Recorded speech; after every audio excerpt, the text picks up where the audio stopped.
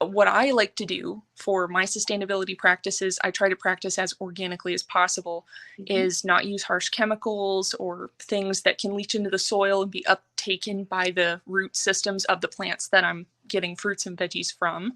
And so, like, instead of using Seven Dust, for example, which is a chemical that you can find at Lowe's, it's a dust that you put on your fruits and veggies that you want to protect from bugs.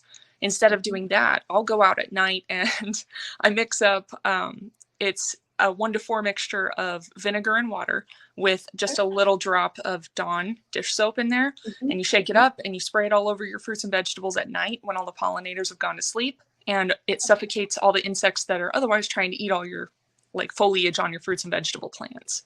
So I do that because it makes it so that, come daytime, everything gets washed away and, evaporates. And then my plants are still nice and healthy, but I